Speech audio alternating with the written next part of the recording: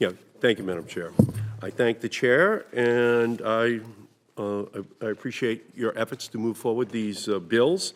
But looking at the chaos in the executive branch caused by Elon Musk and his unelected and unqualified minions, who are running amok in every one of the agency's tasks with executing the laws passed by Congress and delivering services to our constituents, I have to ask, what are we doing here? Brownfield's money was shut off unilaterally by the Trump administration last week. The hardworking men and women who served their communities by cleaning up toxic waste weren't sure if they'd get a paycheck.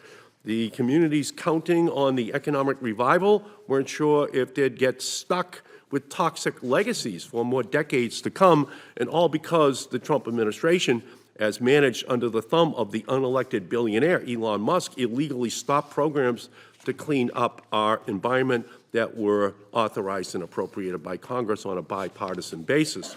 But yet, we're here, working diligently on behalf of all those who elected us to office to reauthorize and improve that brownfields program, knowing that this administration might just decide to ignore the law again tomorrow. And it's more than just brownfields.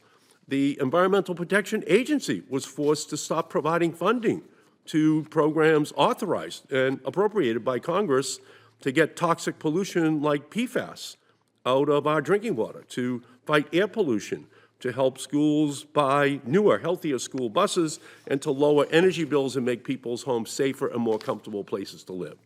Judges across the country have stepped in against the Trump administration's illegal funding cutoff, but the chaos continues, the uncertainty continues. Frankly, our constitutional crisis continues. Why are we working together collaboratively across the aisle for people in all 50 states to pass new laws if the Trump administration is going to pick and choose which laws it will follow? What is the point of Congress, which holds the power of the purse and all legislative powers under Article 1 of the Constitution, if our laws can be ripped up on the whims of one single unelected billionaire? I know my colleagues may not always agree with every law on the books, and I know that you have voted against some of those programs. I don't like all the laws we have on the books either. But I don't think that means the Constitution doesn't apply to the laws I don't like or you don't like. And that's why I offered Markey number 1 as the amendment to this bipartisan brownfields reauthorization. It simply states a sense of Congress that the President has to fully follow the law and that funding can't be withheld once authorized and appropriated by Congress. And if we pass laws on the behalf of the American people, these laws should work on behalf of the American people. And I appreciate that Chair Capito and Ranking Member Whitehouse want the Environmental Protection Agency to function, and I do believe you do. But we were able to get answers for our brownfields program in Massachusetts so they can now keep operating. And thanks to our efforts, the court orders appear to be now working and unlocking funding for other programs that we passed in the bipartisan infrastructure law and the Inflation Reduction Act. These are laws that came out of this committee to clean up the air, the water, the land in our communities.